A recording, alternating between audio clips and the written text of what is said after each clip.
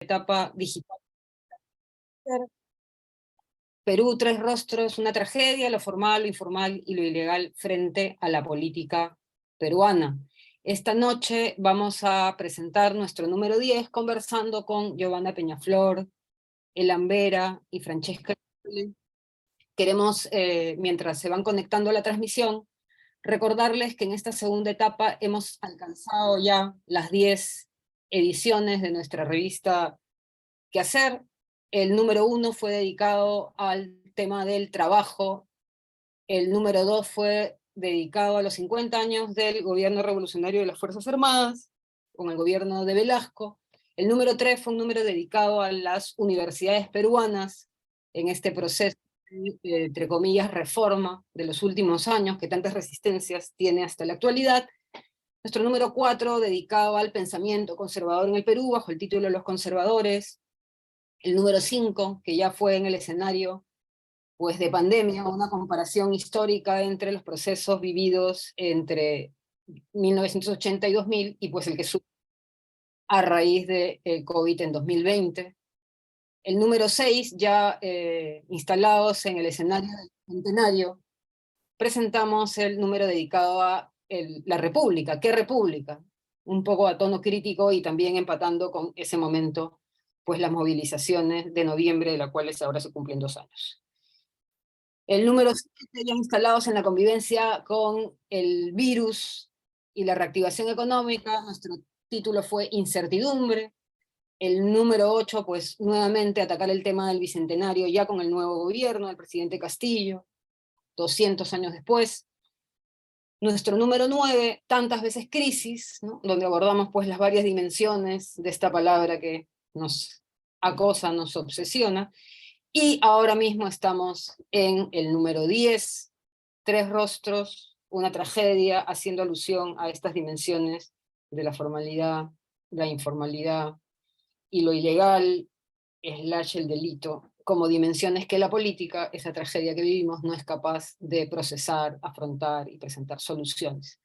Antes de empezar el conversatorio, queremos aprovechar la presencia de todos y todas ustedes para contarles algunas novedades, ya no de nuestra etapa digital, sino de nuestra etapa histórica, impresa y del archivo que se ha generado a lo largo de los 35 años que estuvo vigente la revista en su versión impresa, y para ello invito a tomar la palabra a Molvina Ceballos Mansur, presidenta del ESCO Ciudadano, que nos quiere contar algunas novedades al respecto de la vieja y querida Quehacer impresa. Adelante, Molvina. Gracias, Teresa. Aprovechando este conversatorio sobre el volumen número 10 de la revista, queremos compartir con ustedes una noticia que nos llena, la verdad, de alegría y nos enorgullece mucho, ¿no?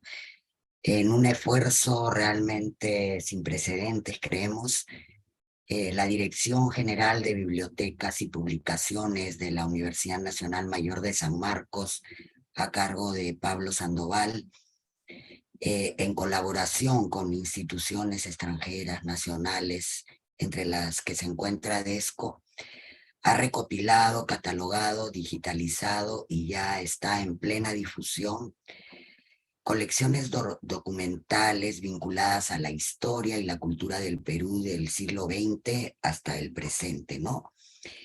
Toda esa información es de libre acceso al servicio de la ciudadanía. Les decía que nos enorgullece que hayan considerado que podríamos estar presentes en ese centro de documentación de la Universidad Nacional Mayor de San Marcos. Tenemos ahí la colección completa, digitalizada, de la revista Quehacer de la primera época, ¿no? Que fue toda en su versión impresa. Fueron 195 ediciones que realmente salieron ininterrumpidamente por 35 años, entre 1979 y 2014. Era una aspiración que teníamos en DESCO de toda la vida, de los últimos tiempos, poder digitalizar la revista, y estamos muy agradecidas con la Biblioteca de San Marcos que hayan podido apoyar en hacer realidad este sueño. También se ha incluido un catálogo editado por Desco entre el 91 y el 2000, que es el reporte especial de violencia política, ¿no? Entonces, los invitamos a que visiten la web, que ciertamente contiene materiales valiosísimos para entender el Perú de hoy a partir de su historia, ¿no? Gracias.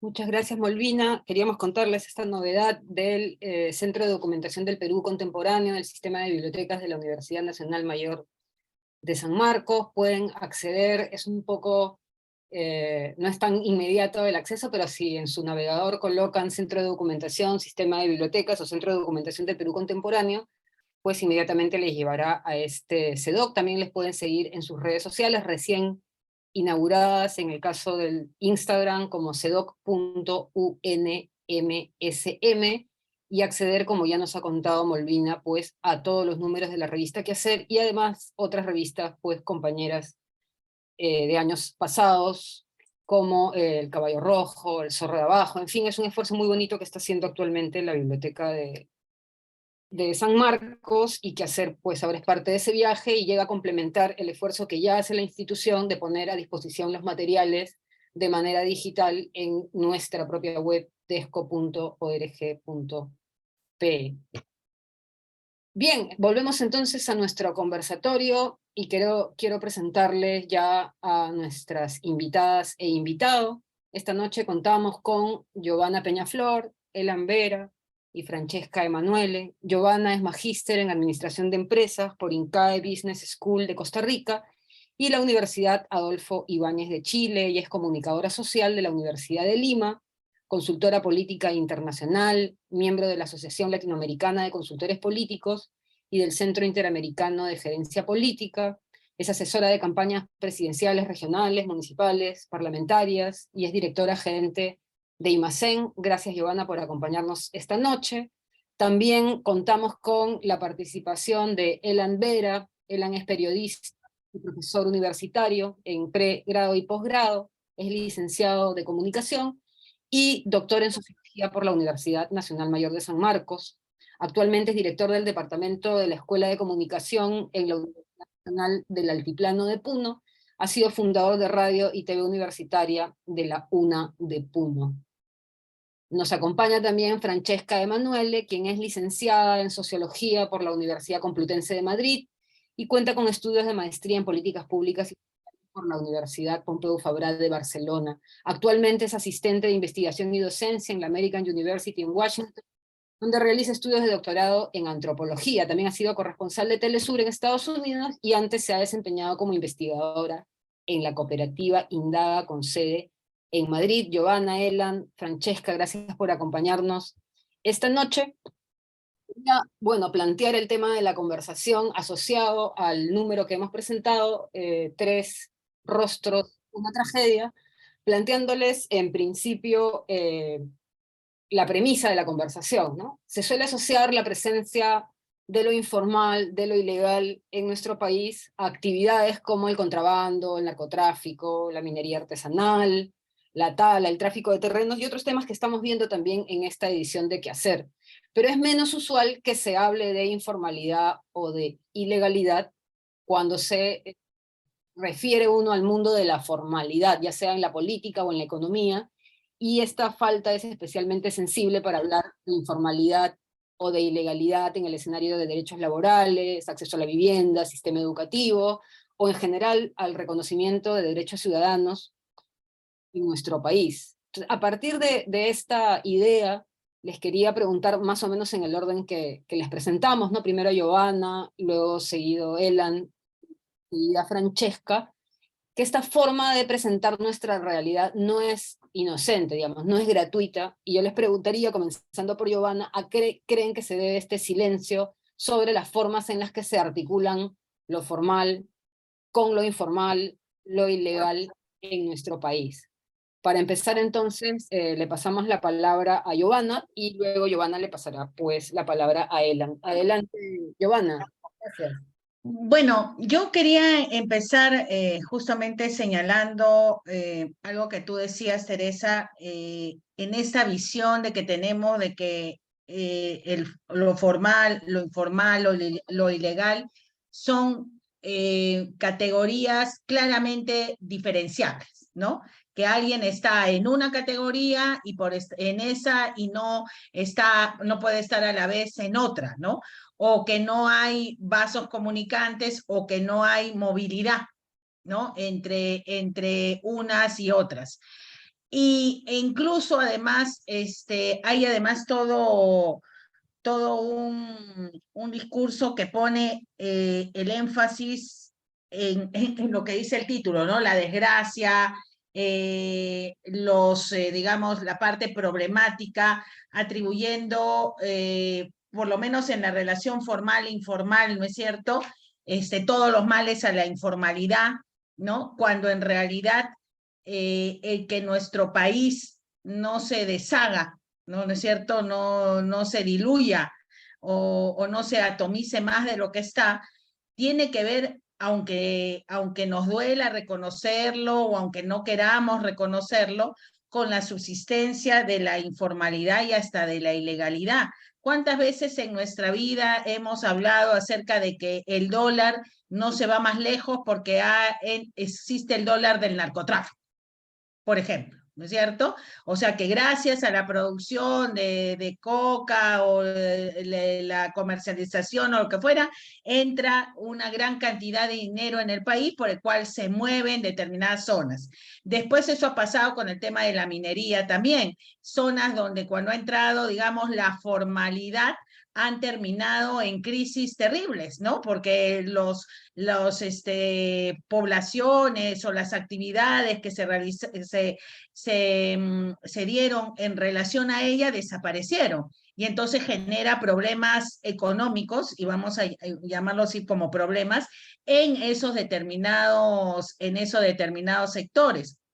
Para no hablar de las historias, ¿no? De las, ¿cómo se llama?, agencias de banco en zonas que eran básicamente dominadas por el narcotráfico y se movían varias veces en un día trayendo dólares que luego eran metidos a la economía, ¿no es cierto?, acá en Lima.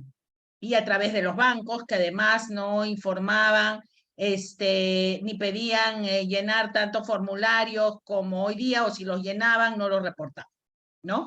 Entonces, por ejemplo, o sea, allí yo lo pongo como el tema de, efectivamente, alguna vez o en alguno de los momentos de las crisis, alguien se había preguntado si se podía tener un Perú viable económicamente sin el tema del narcotráfico, que dicho sea de paso, es un tema que que ha dejado de aparecer del centro de la discusión, ¿no? O sea, se habla en traficantes de terrenos, de otro tipo de delincuencia, incluso relacionada con las autoridades, pero es como que el Perú dejó el problema del narcotráfico. Estamos viendo lo que está pasando ahorita en Ecuador, un país cercano a nosotros, en donde se ha visto incrementado el tema de la violencia relacionada con las luchas entre bandas de narcotraficantes. Bueno, parece que en el Perú eso no existe, parece que en el Perú eso ya es superado, después de la discusión de la postulación de Ollanta con personas que estaban relacionadas con ese tema, parece que desapareció de la noche a la mañana. O sea, eso tiene que tener alguna explicación. Está bien que el tema de los aportes a las campañas relacionado con los empresarios o esto se tengan que esclarecer, pero ¿y dónde está el tema del financiamiento de las actividades ilegales? O sea, desapareció, que no existe en el Perú, ¿no? O sea, eso me parece que es un tema importante. Un segundo tema es este discurso relacionado también con que en realidad la posición entre formales e informales tienen que ver únicamente con el pago de impuestos, ¿no? Al fisco. Entonces, si tú pagas impuestos al fisco o no pagas impuestos al fisco, no tienen que ver con el tema de laboral, con otras características o con el respeto de las normas ambientales o con ese tema. No es el debate central. Cuando hablamos de entre formalidad e informalidad, tendemos a imaginarnos o a centrarnos en el tema, y cuando digo tendemos, bueno, estoy hablando del sector AB, ¿no es cierto? Que si usted le pregunta quién es el informal, es el que no paga impuestos. Que por ese tema, que además es esa frase bastante discutible, pero con eso se descalifica, o sea, se les responsabiliza además de la desgracia, ¿no? Porque no tenemos suficientes ingresos, porque estas personas que están en la informalidad, algunas de las cuales además ganarían bastante dinero, pero no todas. Tal vez habríamos que diferenciar entre la informalidad de la subsistencia y la informalidad del que de que obtiene grandes ganancias, ¿no es cierto? Pero no, o sea, es como que el casillero es único y no diferencia entre eso, no diferencia entre el informal que pudiera formalizarse a lo largo del tiempo y el informal que por la propia naturaleza de su actividad o lo que fuera no lo puede hacer, ¿no? O no lo va a poder hacer porque no tiene las características que le permitan insertarse. Y ahí viene el otro tema. Es una desgracia. ¿Qué habría sido del Perú sin la informalidad después de la pandemia o durante la pandemia? Sin esta suerte de que es vendida a veces, ¿no es cierto?, como la creatividad peruana, ¿no? A veces cuando se le quiere ver en el lado positivo, ¿no es cierto?, no se habla de la informalidad, sino de la creatividad, de la capacidad para recursearse. Pero eso a la larga es a ver cómo consigues ingresos de los cuales no vas a tributar, ¿no es cierto? Sea vendiendo por Facebook, sea vendiendo en ¿cómo se llama?, en Mesa Redonda, o en Gamarra, o en donde sea, o sea haciendo cosas que finalmente, siendo también influencer, ¿no? Porque hay influencers informales también. Entonces, las redes no son el rubro de la formalidad tampoco. Entonces, esa parte, o sea, ¿qué hubiéramos hecho? ¿Qué hubiera hecho el país sin la informalidad, ¿no? Y con esto no quiero hacer una oda porque obviamente hay efectos negativos de las actividades ilegales, de la informalidad, y que tienen que ver con la institucionalidad, y que tienen que ver con la gobernabilidad, y que tienen que ver con otra serie de cosas. Pero existen por una razón. Y la razón por la que existen no es únicamente por el beneficio personal que obtienen los jugadores, sino porque finalmente el sistema termina necesitándolos, ¿no? Es como cuando hablamos en Estados Unidos, ¿no? Están persiguiendo a los migrantes que han pasado por la frontera y que no tienen papeles y que tampoco tributan, o bueno, tienen una green card que les descuentan y no les dan el servicio, no sé, ¿no? Pero y ahora decimos, bueno, qué tontos, ¿no? Si sin ellos no pueden vivir. Bueno, también habría que preguntarnos si nosotros podemos vivir, ¿no es cierto?, sin sin algunas actividades ilegales que finalmente terminan pasando a tener una parte formal, ¿no? Las famosas lavanderías, ¿no? De recursos. Y si nos mantendríamos o habríamos colapsado ya en el levantamiento popular ante la imposibilidad del sistema, ¿no es cierto?, de generar el trabajo suficiente, de dar las condiciones suficientes para que el espectro formal se amplíe, ¿no? Además, y este espectro formal también, ¿no es cierto?, al que se considera el ideal, digamos, al que se debe aspirar, es un sector formal que también habría que diferenciarlo, ¿no? Porque en ese sector formal hay sectores que se benefician del lobby, que se benefician de los contactos con el poder para obtener beneficios en contra de la sociedad, ¿no? O sea, para obtener permisos donde no deben tenerlos. Ahora, bueno, yo no sé si allí lo volveríamos ilegal, ¿no es cierto?, pero teóricamente están hechos, porque normalmente cuando uno le pregunta a alguien, la formalidad son las empresas grandes, ¿no es cierto?, medianas, y allí podemos agarrar y ver, bueno, cumplen, no cumplen, en hacerlo, ¿no? Entonces, yo creo que cuando dices ahí, ¿por qué todo esto no se explica? Porque significaría cuestionar el sistema. O sea, ir más allá de los casos anecdóticos, de las personas, de los temas que fue el narcotráfico, ahora no se habla del narcotráfico, ahora se habla de otras actividades, otras se bajan de, digamos, de nivel, ¿no es cierto? Y conviene no entrar a analizar el por qué existe esto, ¿no? O sea, qué cosa en nuestro sistema facilita que se den, quiénes son los realmente beneficiados, ¿no es cierto? En esa situación y quiénes sobreviven o crecen o se desarrollan en función también de estas actividades. Y en el tema político, por supuesto que todo lo que se ha visto en el último tiempo en relación de financiamiento de los partidos, en mi opinión, no ha establecido claramente las relaciones entre los tres. Tal vez hubiera sido mejor agarrar y eliminar las posibilidades de financiamiento ilegal, ¿no es cierto?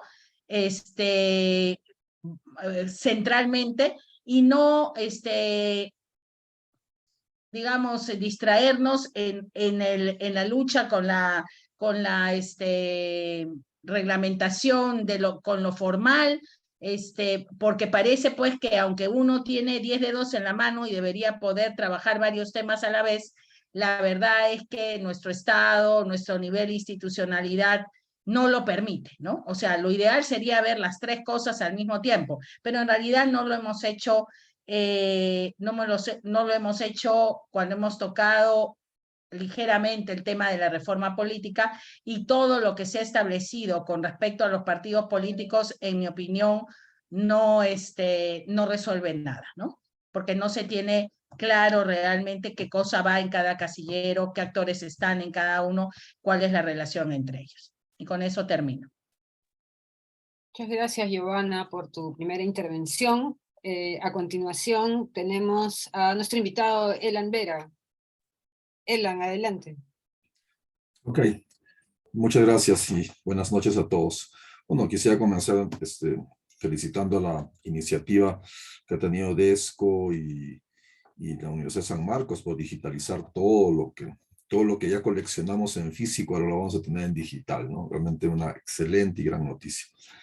Bien, con respecto a la pregunta, ¿no? ¿Por qué este silencio de estas tres dimensiones? Me parece que en el fondo es, entre otras, bueno, voy a ensayar algunas ideas, no haber podido construir un nosotros, ¿no? Como nación, como país, no somos un nosotros. Y esa gran desigualdad, esas grandes diferencias del país, hace que fácilmente aparezcan esas tres dimensiones, ¿no? Que obviamente en cualquier otro país no existen, ¿no? O en todo caso existiría lo formal y, bueno, y los delincuentes, ¿no? Entonces, lo que sucede es de que al no haber podido construir un Estado-nación, un Estado para todos, se dan estas situaciones, ¿no? Está presente toda esta herencia, bueno, está desgastada la expresión, pero a mí me parece que sigue teniendo vigencia, esta herencia colonial, esta herencia de vida estamental, que se siente más en el interior, ¿no? A diferencia aunque también en Lima, pero digamos yo lo siento más en el interior, ¿no? Esta desigualdad, esta convivencia de diferentes estamentos, ¿no? Entonces, no debería, digamos, sorprender que finalmente existan esas tres grandes dimensiones, ¿no? Ahora, yo lo que percibo es de que esas tres dimensiones, obviamente hay esta complicidad, hay esta herencia colonial, no haber construido un Estado para todos, pero yo percibo de que cada dimensión a su vez tiene, o sea, de que se articulan, ¿no?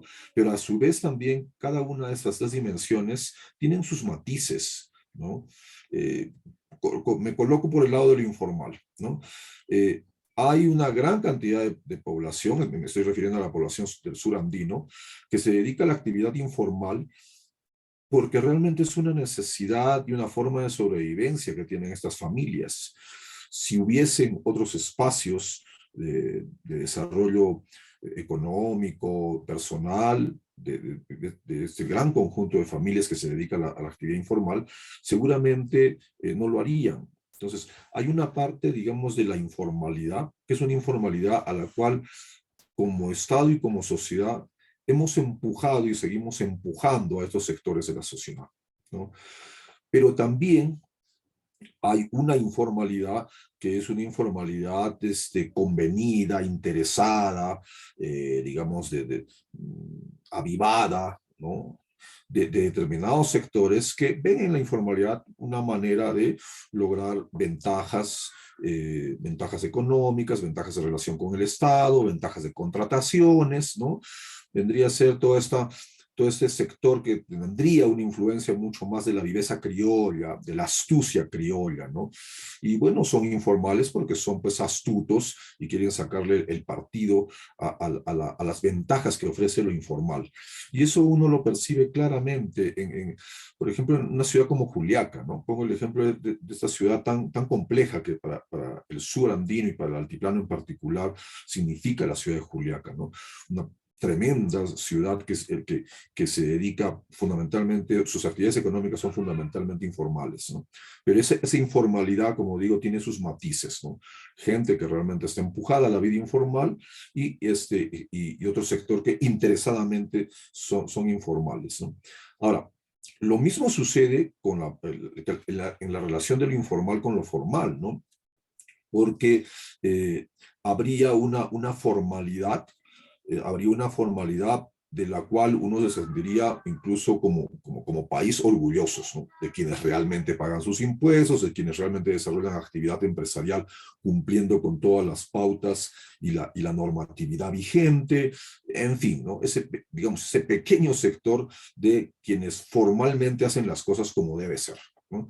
Pero también hay un sector de formalidad que está articulado a lo informal y que también está articulado a esa otra dimensión de lo delictivo, ¿no? O sea, no todo, si bien hay un espacio formal que podríamos llamar formal de signo positivo, también hay un espacio formal convenido, ¿no? O sea, esta conveniencia, este saber aprovechar las circunstancias para ser formal y articularse con lo informal y obviamente con lo ilegal, ¿no? Hoy día repasaba una noticia del sur, del sur peruano, de un grupo de policías que armaron una estructura piramidal para estafar a los ciudadanos y a las familias, pero cómo se articulaban con la parte formal, ¿no? Entonces, la parte formal era utilizada obviamente, para la adquisición de bienes, de artículos de lujo. Entonces, uno se da cuenta cómo es cierto, entre las tres dimensiones hay mucha interconexión, hay mucha vinculación, pero insisto en que no es que lo formal siempre es de signo positivo. También lo formal puede ser formal por conveniencia, porque uno se articula con lo informal. Y de igual manera, lo informal, no siempre lo informal es esta viveza de sacar el partido pues, a lo informal, ¿no? Entonces, obviamente, entre los dos, yo encuentro una mayor, digamos, en ambos lados, tanto que en la informalidad como obviamente en la formalidad, hay un signo positivo, a diferencia de lo eminentemente ilícito, ilegal, delictivo, ¿no? Que sí realmente es una zona oscura, que obviamente se articula con lo formal y con lo informal y con lo formal, pero tal como en la entrevista que sale en el número 10 de qué hacer con Francisco Durán, como detrás de esos tres espacios hay pues sectores, digamos que burgueses, ¿no? Burgueses informales, burgueses formales y también burgueses del lado delictivo, ¿no? Entonces, yo siento que sí hay esas tres dimensiones que están interconectadas, pero también dentro de estas mismas tres dimensiones hay matices, ¿no? que uno lo percibe permanentemente, ¿no? Ahora, también hay el mismo hecho de que, por ejemplo, una misma, pongamos el caso de una misma familia puede desarrollar, y eso lo he visto, uno lo ve mucho en el sur andino, uno de los hijos es policía, ¿no? Pero también las hermanas o los parientes se dedican al negocio, lo que acá en Puno se dice el negocio, ¿no? Que es la actividad informal de la venta de productos informales, ¿no? Entonces, en una misma familia podrían estar conviviendo esos tres momentos, ¿no? Especialmente la parte de lo informal y lo formal, ¿no? Eh, por ejemplo, siempre ha sido acá en el altiplano llamativo cuando hay los operativos contra el contrabando. En los operativos contra el contrabando, quienes salen a defender a los contrabandistas son los propios vecinos, los propios, digamos, habitantes, pobladores, que se incomodan y se indignan porque, digamos, la policía tiene que estar persiguiendo a pequeños contrabandistas bueno, encuentran en esa actividad informal, que obviamente es ilegal, digamos, un medio de subsistencia, ¿no? Es una especie de noticia a veces habitual en el altiplano, ¿no? O sea, operativo, pero el operativo está, pues, hay un sector de la sociedad que respalda, ¿no? Y eso tiene que ver con el problema del Estado-Nación, el no haber construido un nosotros inclusivo y un Estado que esté diseñado y organizado al servicio de los ciudadanos, ¿no? Entonces, un poco lo dejo ahí y en estas tres dimensiones que a la vez internamente tienen sus matices. Gracias. Muchas gracias, Elan, por tu intervención. Bueno, Giovanna nos ha ido perfilando un poco cuáles son los puntos de contacto entre estas tres dimensiones y también los aspectos críticos de que se reduzca, digamos, la formalidad, pues aspectos más bien de reglamentación, y por otro lado haya una constante producción de informalidad a través de mecanismos como el lobby. Elan nos ha conversado también acerca de cómo estas tres dimensiones son en cierta medida pues el reflejo de la desigualdad y también de una organización jerárquica de nuestra sociedad. Sobre estos temas, entonces, retomamos la conversación con Francesca Emanuel. Adelante, Francesca. Muy buenas noches y estoy muy honrada de compartir este espacio con ustedes. Mira, escuchándolos a ambos, me han hecho recordar que cada mañana cuando salgo al trabajo encuentro este cartel, esperen, lo voy a buscar aquí rápidamente, lo tengo con corazón, así que no sé si pueden verlo. Lo que dice es, "Everything Hitler did in Germany was legal". Dice, todo lo que Hitler hizo en Alemania fue legal, y proviene de un discurso de Martin Luther King de 1967, este líder de los derechos civiles en Estados Unidos, y que finalmente fue asesinado precisamente por decir verdades como estas, ¿no? Luther King destacó además la importancia de romper las reglas cuando estas reglas dañan a la persona, cuando estas reglas rompen a las personas, porque el truco de dividir lo formal de lo informal o lo legal de lo ilegal en sociedades tan desiguales como la nuestra, donde hay una clase poderosa muy pequeña, una élite muy minúscula que tiene el poder hipertrofiado, que de hecho ellos construyen la legalidad, y la mayoría de veces esta legalidad está cargada de injusticia. Pensemos mejor que en la informalidad suelen encontrarse los únicos espacios en los que la mayoría de las personas pueden desarrollarse, en estas sociedades en donde hay tanta injusticia y que tienen un sistema tan perverso.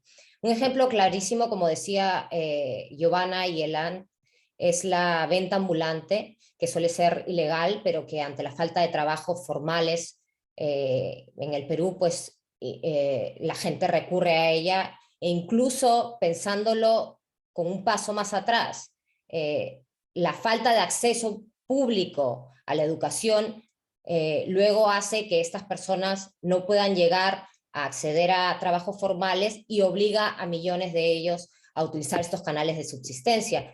Y digamos que esta es la idea básica que quiero transmitir, pero la operacionalización de estas distorsiones o ficciones de la legalidad son más complejas y no solo recaen en la voluntad de individuos, ¿no? Esta élite de la que hablaba, que crean esta legalidad o que se benefician de ella, sino que las leyes se superponen a estas personas, se enquistan en las instituciones y perduran. Tenemos que la corrupción está enquistada no solo en estas personas que la ejecutan, sino en este engranaje que permite que estas instituciones y los trabajadores que están en ellas subsistan en base a la legalidad dentro de este marco legal, ¿no?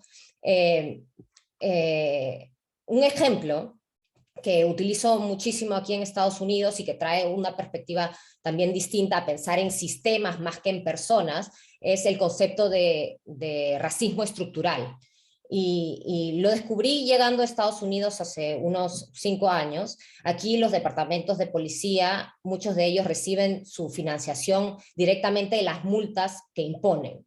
Y por eso es que existe también este concepto que es aplicado al Perú también de racismo institucional o de racismo sistémico, pues incluso habiendo policías que son conscientes, que creen una justicia social y que no tienen, que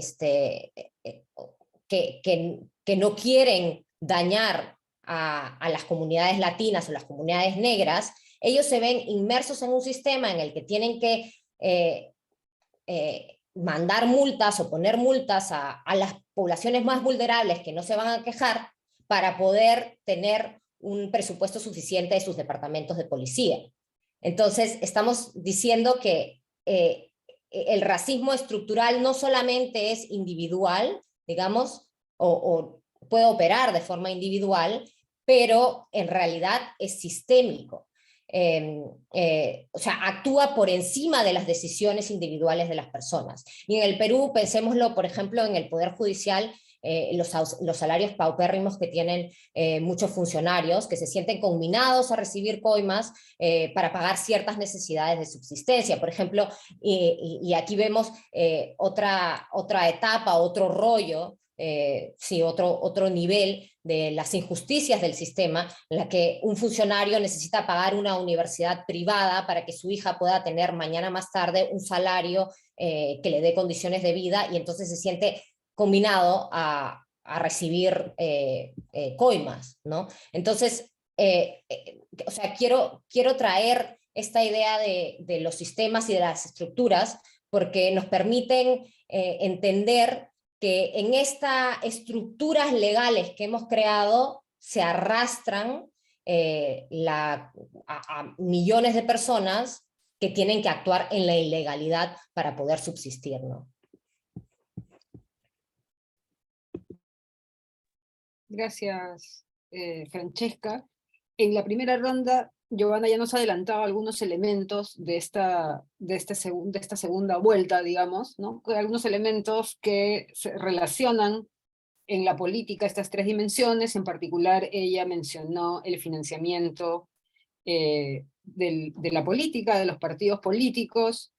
Elan también ya nos ha comentado pues, cómo esta organización desigual y jerárquica en el Estado refleja esta interrelación entre estas tres dimensiones, y Francesca también nos ha traído pues, estos conceptos más estructurales y más sistémicos para reflejar cómo las personas están un poco aprisionadas, vamos a decir así, en estas contradicciones.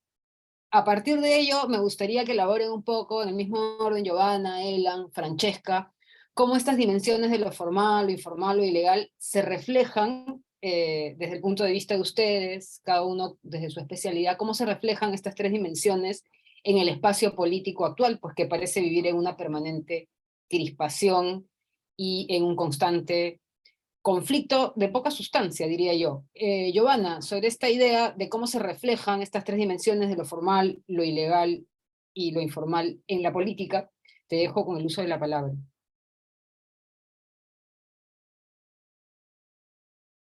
¿Estás por ahí, Giovanna? Perdón, estaba Sí. con el tema en mute. Yo quisiera empezar con el tema de los medios de comunicación, ¿no es cierto? Como emisores de un discurso sobre el tema de lo formal como algo ideal y fundamentalmente relacionado con las grandes empresas, ¿no? O con los trabajadores dependientes que básicamente serían los pilares de la economía, cuando no es así, fundamentalmente si uno lo ve de dónde provienen realmente los ingresos y todo lo que fuera, explicando además la informalidad como vuelvo a decir, como el origen de todos los males y relacionándolos únicamente con el tema de la variable impuestos y no con las deficiencias del sistema para permitir que las personas tengan posibilidades de desarrollarse o incluso para no ver cómo esta informalidad sostiene a la formalidad, ¿no es cierto? O sea, como si esta no existiera, no permitiría, ¿no es cierto?, que la formalidad exista.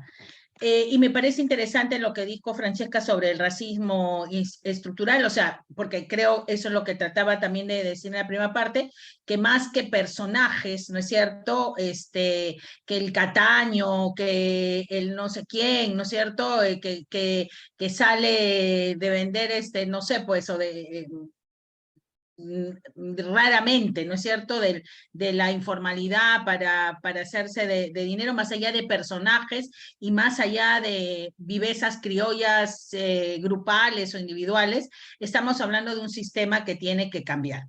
Y que desde el lado de la política, también cuando lo hemos visto, o sea, en las regiones, en el interior del país, estas, digamos, fuerzas de lo ilegal, de lo informal, ¿no es cierto?, tienen mayor acceso, han tenido mayor acceso al poder.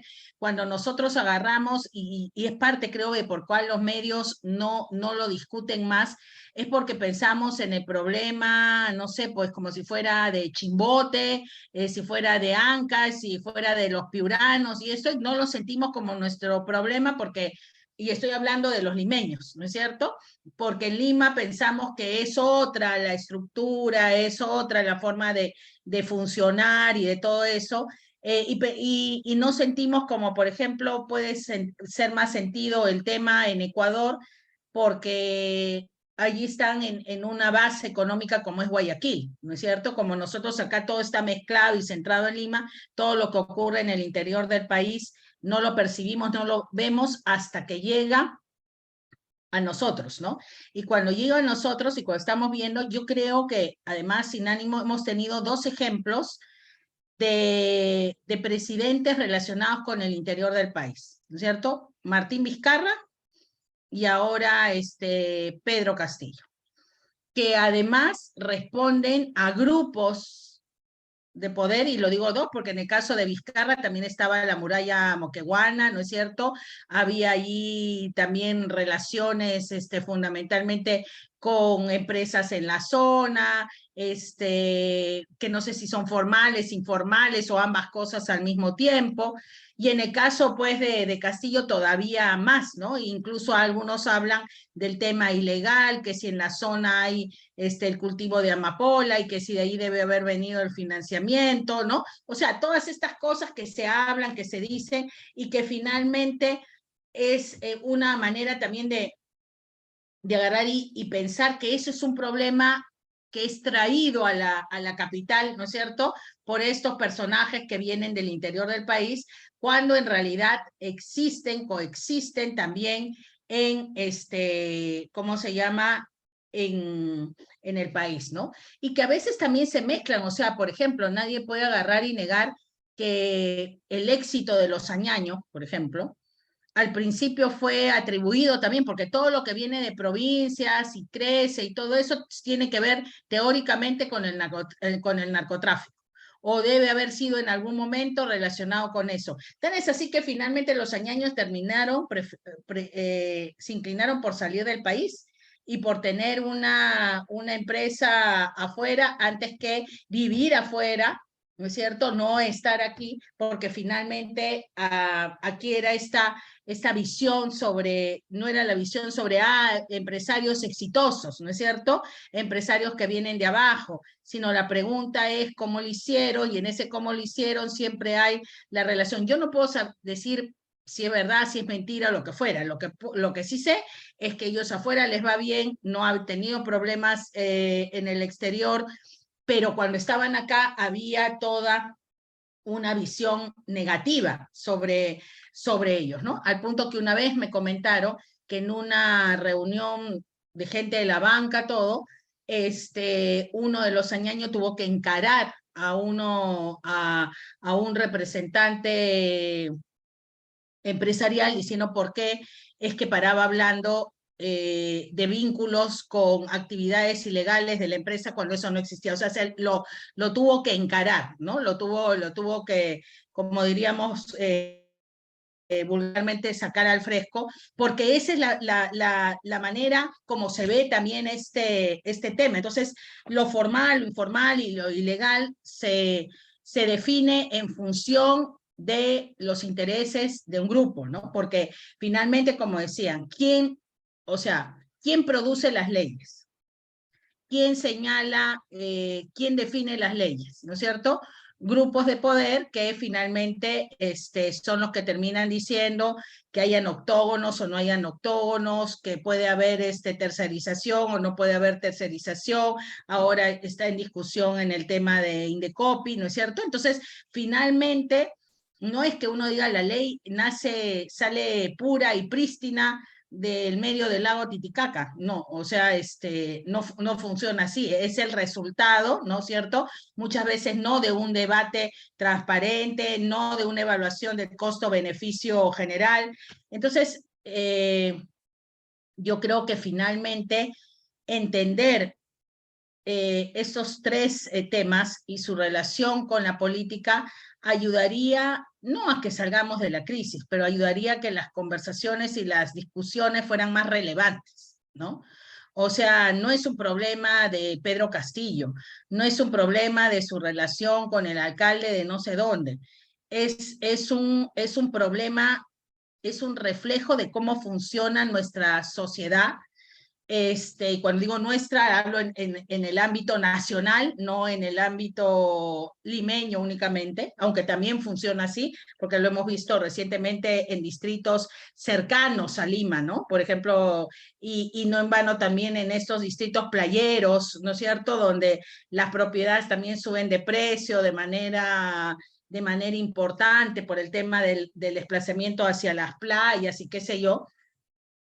Entonces, yo creo que tenemos, o sea, que realmente es una discusión de fondo, ¿no?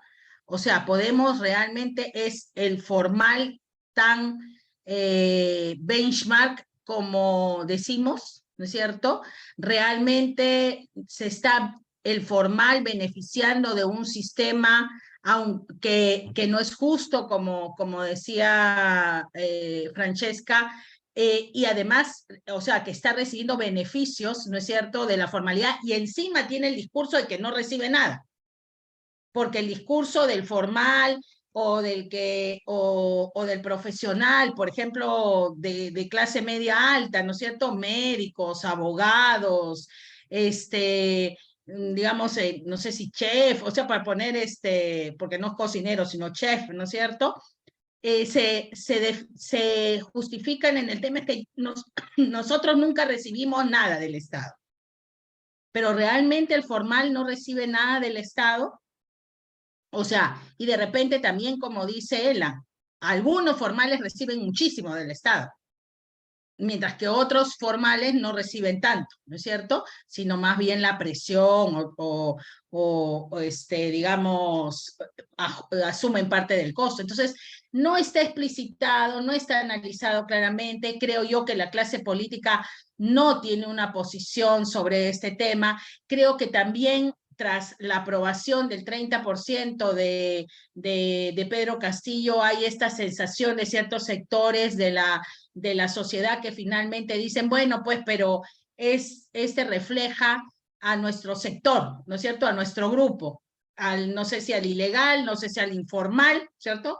Que básicamente nunca no había llegado al poder y que ahora por lo menos está allí, ¿no? Aunque a los otros les disguste, porque finalmente el gran tema es que, y eso por eso también tiene el Congreso la aprobación que tiene, porque ¿qué se supone que tiene que hacer el Congreso? Legislar, pero si estamos en un país donde la ley es considerada una forma de establecer, ¿no es cierto?, barreras para el acceso a, ¿no? O sea, pongamos barreras, pongamos límites para que no se puedan hacer determinadas cosas, para que solo lo puedan hacer en determinadas circunstancias y no para establecer necesariamente mejores relaciones entre toda la población, ¿no? Y eso, y en el sector de la política regional, creo que la lucha es mucho más evidente, mucho más descarnada, ¿no? Porque definitivamente el Estado está todavía menos presente que en Lima, las barreras, los controles son menores y finalmente en muchos casos se convierten pues en tierras de nadie, ¿no? Gracias, Giovanna. Justo en lo anterior de tu intervención sobre la lógica de quienes se sienten representadas, representados en estos manejos de poder, me da pues pase para invitar a Elan a reflexionar también sobre esta dimensión de la política, no solamente como los partidos, sino la dimensión de la representación, ¿no? Quienes se sienten representados y cómo se está representando estos distintos sectores cuyos intereses están asociados o articulados desde lo ilegal en la política. Adelante, Elan. Bien, sí. Bueno, efectivamente, esta representación, digamos, en el caso del interior, ¿no? Que es donde yo tengo digamos, una visión más cercana, estas tres dimensiones están muy presentes en la política, ¿no? Es más, creo que es el espacio donde más afloran las tres dimensiones. Digamos, la parte de lo ilícito, lo ilegal, la corrupción, sí, ya, bueno, eso suficientemente documentado por la prensa en nuestro país. Y el otro lado, el lado de lo informal y lo formal, especialmente lo informal, es sumamente interesante, ¿no? Por ejemplo, en la política regional se da esta formación de movimientos regionales, ¿no? Porque a diferencia, digamos, de la política vista desde Lima, en el interior lo que operan son movimientos regionales. Y en esos movimientos regionales uno encuentra toda esta situación informal, de conveniencia, de, digamos, diferentes argollas electorales, que en realidad son eso, no son partidos políticos ni movimientos, son argollas de intereses, argollas electorales, en las cuales lo que inmediatamente aparece es, por ejemplo, acá en Puno siempre se habla de los financistas, ¿no? Todos los financistas de los movimientos regionales, ¿no? Y resultaba que muchos de los financistas no solamente son financistas de un movimiento, sino de dos o tres, ¿no?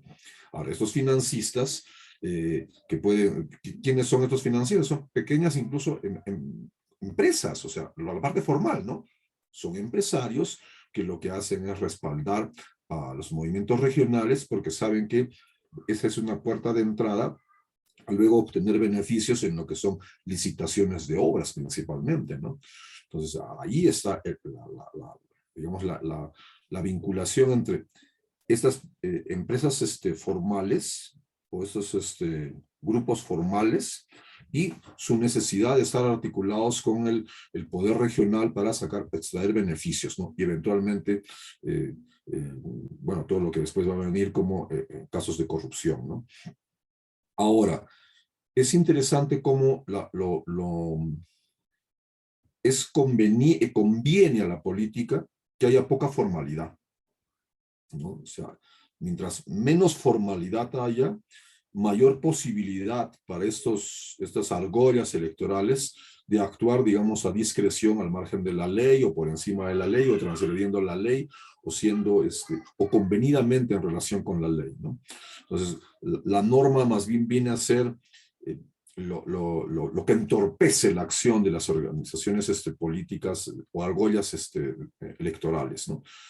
Eso uno lo nota mucho digamos, en las informaciones de la actividad política en las regiones, ¿no? Ver hasta qué punto, hasta qué nivel podemos transgredir o hasta qué nivel podemos hacer uso de recursos, ¿no? Por ejemplo, se pasa, por ejemplo, en el caso de las licitaciones para obras públicas, en la cual conviene que haya pocos postores, ¿no? ¿Qué pasaría si habría ante digamos, un puente? Si habría 15 postores, bueno, pues hay 15 empresas que están presionando para adjudicarse la buena pro. Pero si solamente son 3, si solamente son 2, allá se puede ofrecer a una empresa postora esta obra y convengo con la otra ofrecerle la siguiente obra. Entonces, a mayor competitividad, mayor formalidad, mayor presencia de empresas que pueden licitar obras, no conviene. Conviene que sean pocos. 3, 4, 2, a uno le doy la obra y con el otro arreglo la siguiente obra, ¿no? Entonces, es en la política, es en la gestión donde uno asiste a la presencia de lo informal, y especialmente, ¿no?, lo ilegal, ¿no? Y cómo termina siendo digamos, la legalidad, la apariencia que esconde los actos ilícitos o los actos corruptos, el aprovechamiento y todo el universo de delitos de función pública del cual conocemos, ¿no? Entonces yo insisto de que, digamos, es en la política donde se aprecia todos esos 3 elementos y yo diría incluso la mayor articulación, ¿no? O sea, ahí hay mayor fluidez, ¿no? Con el ejemplo que acabo de poner de las licitaciones, ¿no? Conviene que haya pocas empresas formales, lógico, porque si hay 3 postores, bueno, con tres arreglo y ajusto, ¿no? Y bueno, toda la corrupción que viene derivada de eso. Entonces, digamos, quienes participan en política en las organizaciones regionales saben muy bien eso, ¿no? Igual sucede en el caso de las contrataciones, ¿no? O sea, una de las grandes aspiraciones de las familias que participan, porque siempre es una cosa muy familiar en el interior, que participan en movimientos regionales, es ver cómo vamos a, incluso yo recuerdo que luego de la elección de alcalde acá en la provincia de Puno surgieron unos memes muy graciosos, porque había uno que estaba en duda, ¿no? Y bueno, y a partir del 1 de enero, ¿entra a trabajar o no entra a trabajar? Porque como colaboró en la campaña, había que ver, ¿no?, si entraba o no entraba a trabajar. Ahora, hay una serie, digamos, de argucias, de mecanismos informales, ilícitos, ¿no? Eso de digamos, las contrataciones fantasmas, o digamos una que siempre a mí me llamó la atención entre lo formal, lo ilegal y lo ilícito, que la voy a graficar. Era una oficina del gobierno regional en la cual tenía que operar con 5 trabajadores, 5 expertos, ¿no? Y 5 profesionales. Pero ¿qué sucede? Que el movimiento regional colocó 3 personas que no tenían absolutamente ningún tipo de méritos y de preparación para afrontar esta dirección, ¿no?, esta oficina. 3 personas que obviamente eran los colaboradores de campaña, financistas, parientes, ahijados, etc. Pero ¿qué sucede? La oficina funciona con 5. 3 son estos sujetos sin méritos, pero 2 sí tienen que ser profesionales, capacitados, porque esos 2 tienen que sostener toda la parte técnica, profesional y fajarse para que opere esta dirección. Los otros 3, bueno, eran la cuota de poder de algunos financistas o de grupos que habían apoyado. Entonces uno ve cómo lo ilícito se junta con lo formal, ¿no? Digamos, para cerrar la anécdota al respecto, de esos 5 trabajadores, 3 colocados por el movimiento regional y que realmente no tenían las competencias, y los 2 que sí sostenían todo el trabajo técnico profesional, me contaban, bueno, al final, en la evaluación, quienes obviamente van a rotar son los dos. Los dos más eficientes, los dos más preparados son los que van a rotar, pero los otros tres se tienen que quedar, ¿no? Los otros tres que no cubrían el perfil y bueno, todo lo que implica eso, ¿no? Entonces, así opera de manera perversa esta articulación de lo formal como cáscara, como apariencia de lo que está detrás, que es verdaderamente la intención de las organizaciones políticas, en este caso regionales o de argollas electorales regionales, ¿no? Muchas gracias, Elan, por tu intervención. Elan nos presenta en realidad la política más que como un juego de representados y representantes, pues como un juego de apariencias o un margen de maniobra para gestionar intereses que están debajo de la mesa, ¿no? ¿Qué te parece esta idea, Francesca? ¿Te parece que refleja bien cómo se está presentando en nuestra política esta articulación entre lo formal, lo informal, lo delictivo? Definitivamente, y no solamente en el Perú, sino lo veo diariamente aquí en Estados Unidos. Y permítanme hablar del artículo que escribí para la revista, que me parece que se llama Maquinaria Antidemocrática de Estados Unidos, que derrocó el aborto. No estoy segura exactamente del título, pero en este artículo hablo cómo durante 50 años los grupos de poder conservadores de aquí de Estados Unidos han construido una maquinaria valiéndose de lo gris de la legalidad o de los vacíos legales para construir leyes antiderechos, en este caso derrocar el aborto, y triunfaron hace unos meses, como ustedes lo vieron, derogando la ley constitucional del aborto, que además, para colmo, la mayoría de los estadounidenses está a favor de esta ley. O sea que encima fue una derogación que contraviene la democracia o el parecer de las mayorías. Bueno, aquí la maquinaria es muy compleja y por eso quiero mencionarla para que hagamos los paralelismos o las similitudes con el Perú. Aquí millonarios dan dinero a ONGs que no pagan impuestos y todas financiadas por las mismas personas, que estas ONGs publican artículos o reportes que hacen parecer que hubiera muchas voces o que hubiera muchas organizaciones en contra del aborto, cuando en realidad son las mismas. Y otra línea de actuación es que, por ejemplo, estos grupos, y esto es muy sofisticado, crearon una organización que se llama la Federal Society, que recluta a abogados desde que están en las universidades, abogados conservadores, y luego les encuentran puestos de trabajo en los tribunales. Entonces llenan los tribunales de abogados conservadores. O por ejemplo, utilizan el dinero de estos donantes o de estos grupos conservadores millonarios para apoyar campañas de jueces, y así pudieron lograr que 9 de los 6 jueces que están ahora en el Tribunal Constitucional de Estados Unidos pues sean jueces antiaborto. Y como decía, este es un trabajo de 50 años, es un trabajo incremental y sobre todo sofisticado. Y hay que pensar en los paralelismos en el Perú, porque se me ocurren organizaciones o organizaciones sin fines de lucro, como Así Prensa o como Con Mis Hijos No Te Metas, que actúan de una forma muy similar. Y a ver si ustedes pueden pensar en otros paralelismos, porque es importante pensar en esta construcción incremental de los aparatos que capturan el sistema mediante maniobras legales o que rozan la legalidad o que están en el ámbito gris. Y el problema es que luego desmontar todos estos aparatos, estas leyes, es dificilísimo, toma muchísimos años. O sea, lo mismo sucede, por ejemplo, con el monopolio de la prensa, y Giovanna le daba unos pincelazos hace un ratito. La concentración de la prensa nos hace creer que hay multiplicidad de opiniones cuando todas pertenecen prácticamente a un mismo emisor, ¿no? A los mismos voceros. Y luego, ¿cómo desmontar esto?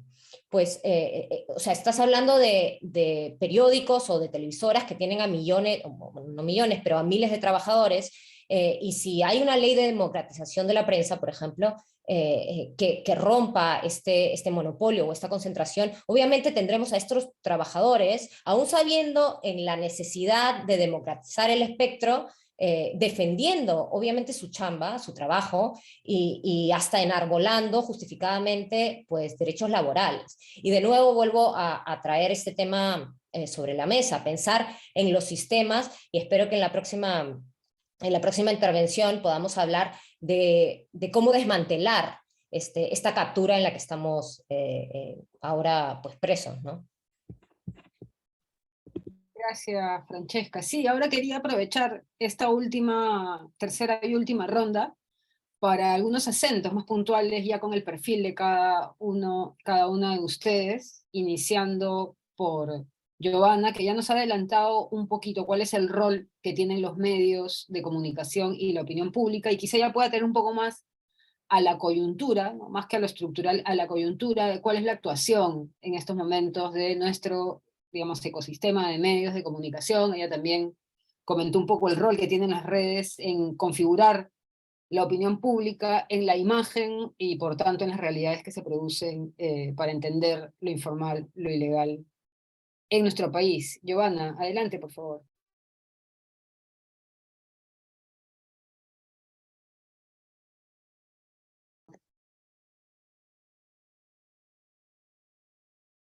Giovanna, tu audio, eso, gracias. Sí, no sé por qué bueno, ya. Les decía que yo creo que se tenía demasiadas expectativas con lo que iba a ocurrir con el tema de las redes sociales, ¿no?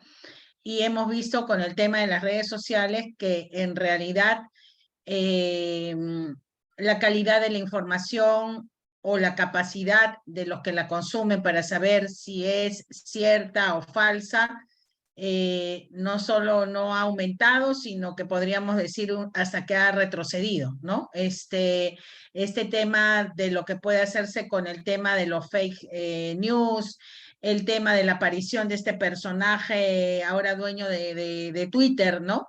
Que lo que hace es además generar más caos, generar desinformación, bajo el tema de vamos a legalizar, ¿no? Verificar las cuentas. Ahora, no sé quién mencionaba que hasta Jesucristo tiene una cuenta en Twitter, ¿no?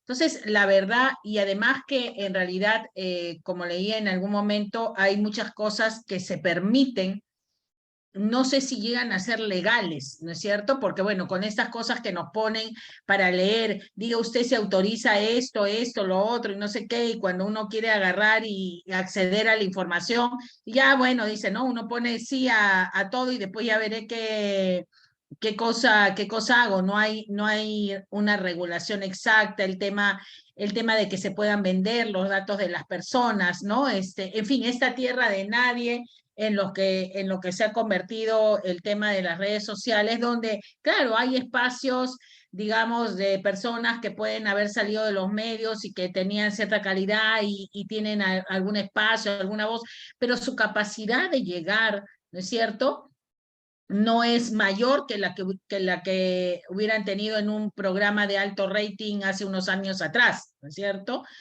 Y entonces, además, al atomizarse, también es más difícil rebatir lo que uno dice, lo que el otro dice, la opinión de A, B, C, D, X, Y personas. Entonces, yo creo que esta fantasía que teníamos de que las redes sociales iban a cambiar el tema de la circulación, de la información y todo eso, verdaderamente se ha venido abajo, que todo lo que comenzó siendo es como el otro día, es como que nos han hecho adictos, ¿no es cierto?, a una fuente de información, y finalmente ahora comienzan pues los costos, los temas, las dificultades para normarlo, y además terminan siendo los grandes, digamos, en el tema, además sujetos al poder político, ¿no? Le entregan información a los gobiernos, le entregan bajo el pretexto que si el terrorismo, que si la guerra, que si la pandemia, que si no sé qué.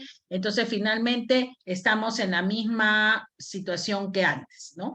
Y quién sabe, con menor nivel de transparencia de lo que se había dado en los medios de comunicación masivos. Y además, los medios de comunicación masivos siguen siendo la fuente de contenidos de gran parte de lo que aparece en redes sociales, ¿no? O sea, también hay que, o sea, ya no sus programas no tendrán rating, lo que fuera, pero siguen siendo parte de, o sea, siguen siendo estos reflectores que ponen determinados temas en la agenda, y hay otros temas importantes que siguen apareciendo, digamos, con menor intensidad, o siguen ausentes del tema de la discusión generalizada, ¿no es cierto?, entre las personas.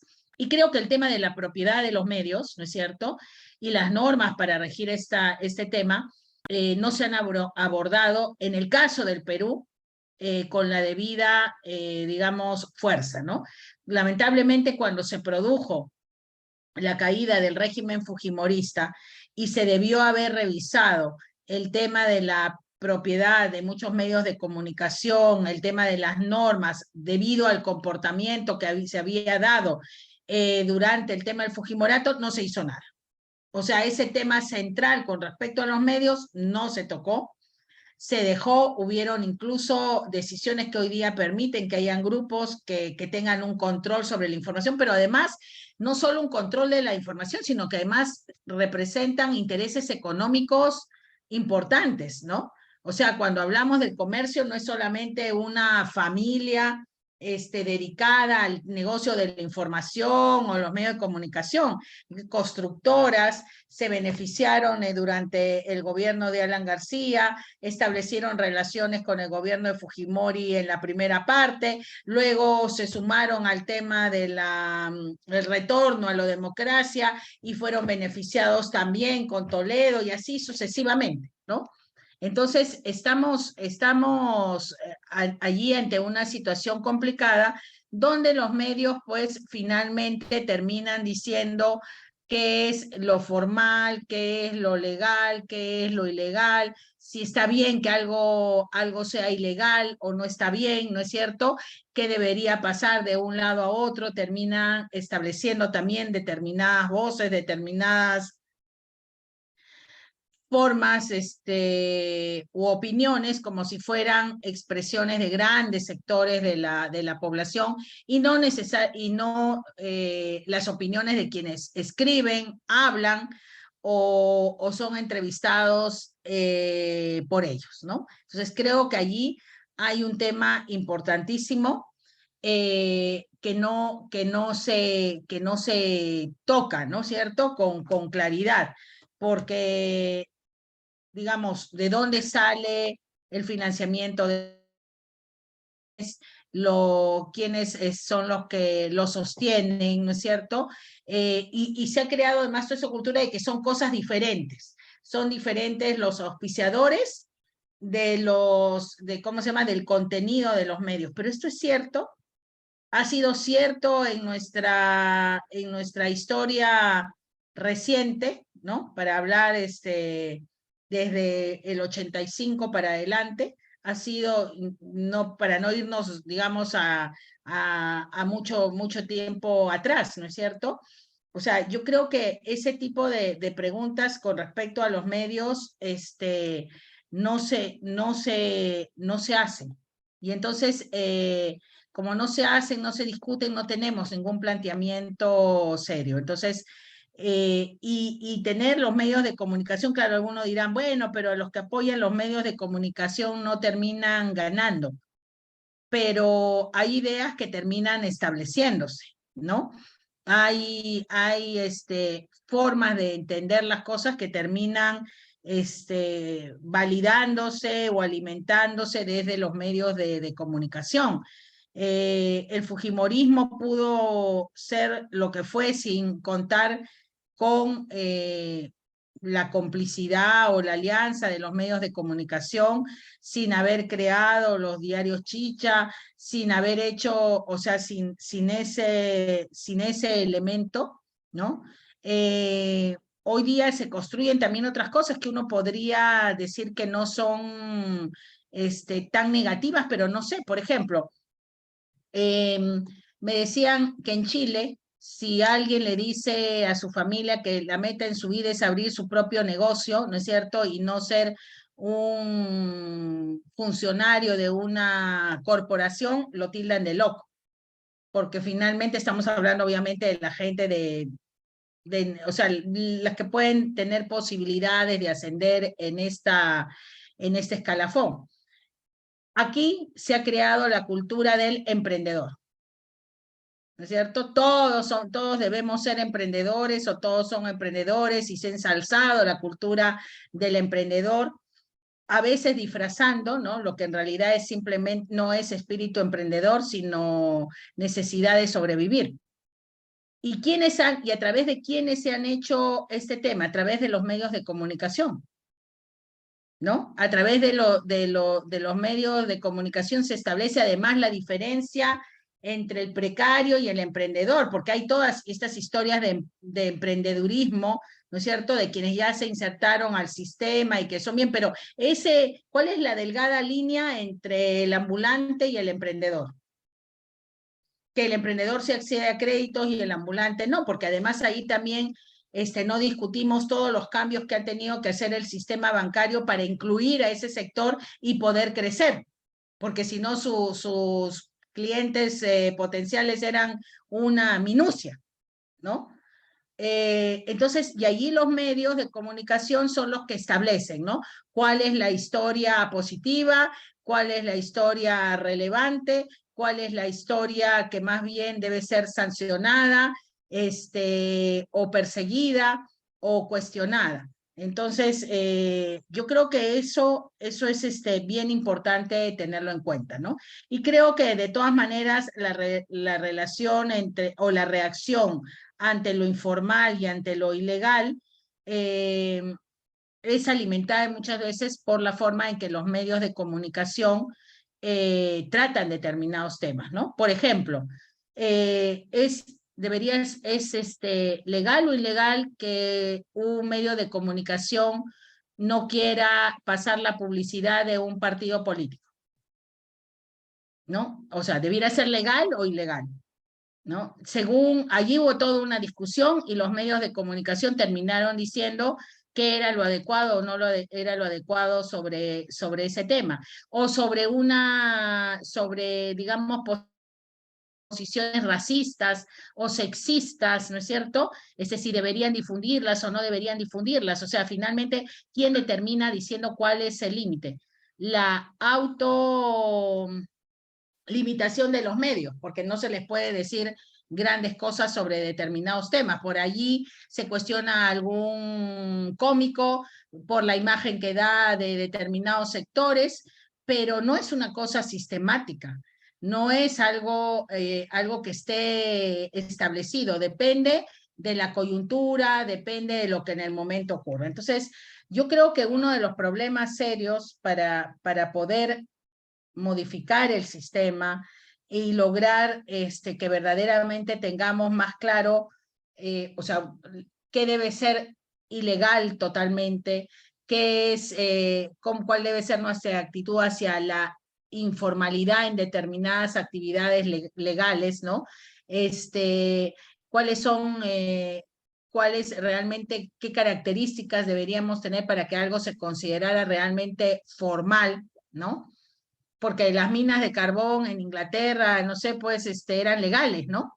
La forma como trataban a los trabajadores estaba legalmente y después tuvo que cambiar esa ley o esa norma, pero en determinado momento no se cuestionaba, ¿no? No se cuestionaba, no se señalaba como un tema, no era un tema ilegal, estaba en la legalidad, pero la legalidad es una cosa que puede cambiar en la medida que la sociedad evoluciona. Y eso es un poco en lo que yo estoy de acuerdo. Deberíamos buscar definir primero qué tipo de sociedad queremos ser. Y ese creo que el principal problema. No lo tenemos definido, no lo tenemos en claro y por lo tanto no podemos dar los otros pasos, ¿no? Y bueno, los medios no van a liderar ninguna revolución, los medios están más bien para defender el status quo y eso es que creo en lo que están los medios de comunicación en términos generales, ¿no? Y tenemos una opinión pública que se nutre de ellos y que tiene pocos, y hay muy pocos espacios para generar realmente una reflexión profunda sobre hacia dónde queremos ir como país. Claro, quizá le hemos delegado a los medios, digamos, o digamos, nos hemos replegado ante medios con más poder para plantear horizontes que finalmente pues, nos quedan muy cortos, ¿no? Y qué es todavía peor, ¿no es cierto?, que el tema de dejárselo a los políticos, porque por lo menos los políticos, claro, porque por lo menos los políticos, o sea, tienen que ser electos, tienen que recibir votos, ¿no? En el otro se supone que uno los compra, pero en realidad, o sea, si uno no cambia el canal, pero ¿quién dice que si porque cambies el canal va a cambiar Claro. el contenido, ¿no? Y en redes sociales también, o sea, tu influencia sobre determinadas cosas, bueno, la tiene cuánta gente te siga, pero allí hay los que existen, los que no existen, los que son, los que no son, las granjas, Los- los trolls y toda la fauna sí, en redes, o sea, es un problema. sí, los que tienen, o las que tienen los $8 por jugar con el free speech. Pero Giovanna también apuntó a otro término que es bastante usual cuando hablamos de estas interrelaciones entre formalidad, informalidad y legalidad, que es el emprendedor, ¿no? Esta figura, ¿no?, que aparece por partes iguales de iniciativa y digamos, ¿no?, y de una dimensión muy problemática para nuestra sociedad. Elan, ¿cómo engancharías, digamos, ¿no?, estas tres dimensiones en los espacios de poder regional, de pronto aprovechando esta idea que nos suelta Giovanna de la fuerza, de esta idea del emprendedor, ¿no? Porque también lo vemos no solamente en economía, sino que también existe esta idea del emprendedor en política. Claro, Adelante. sí, bueno, y justamente en un artículo reciente que escribí para el portal de noticias CERS, hacía notar, digamos, el caso de la elección del presidente del gobierno regional, bueno, gobernador regional y el alcalde de la provincia de Puno.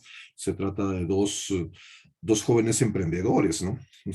Este, para utilizar la terminología, ¿no? O sea, al final son personas, son políticos que han organizado o han montado estas empresas electorales o algoritmos electorales con la finalidad de, bueno, obtener beneficios, digamos, estar al lado de esa clientela que sostiene a la organización partidaria, ¿no? Entonces, sí, ciertamente eso sucede, ¿no? Hay una perversión yo diría que hay una perversión de la idea del emprendedor, porque el emprendimiento también hay un emprendimiento de carácter social, intelectual, ¿no?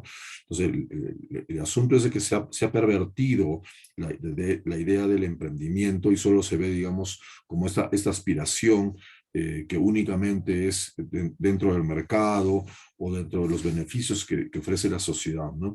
Entonces, sí, esa sí.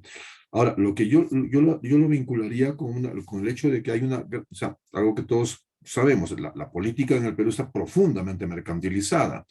Y si la política está profundamente mercantilizada, ¿cuál es esa idea de mercantilización que tenemos? ¿No? O sea, ¿cómo nos manejamos en el campo de lo mercantil, de lo económico? Y precisamente ahí lo informal tiene su peso importante, ¿no?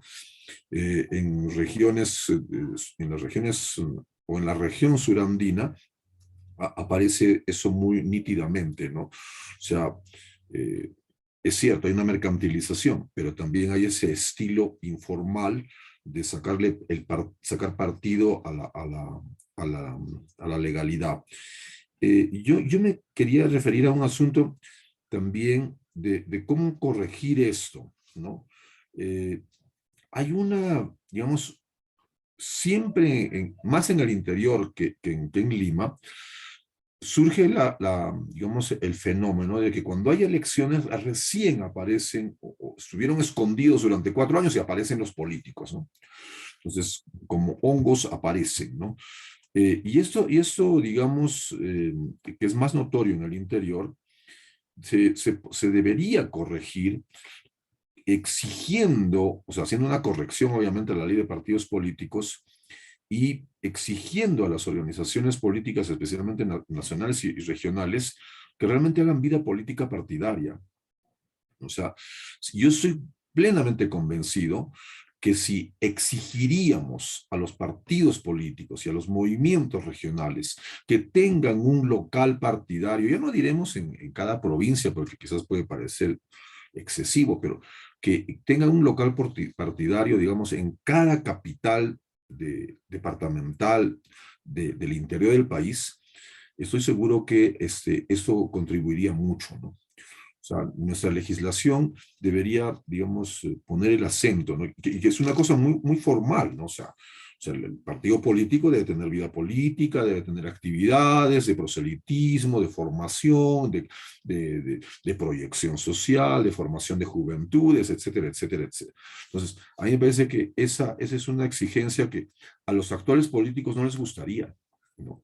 No les gustaría que tengan que hacer la exposición de sus programas, de sus planteamientos en un local abierto, de acceso a la ciudadanía, para que permanentemente tengan, digamos, esa suerte de vigilancia ciudadana directa, práctica, ¿no?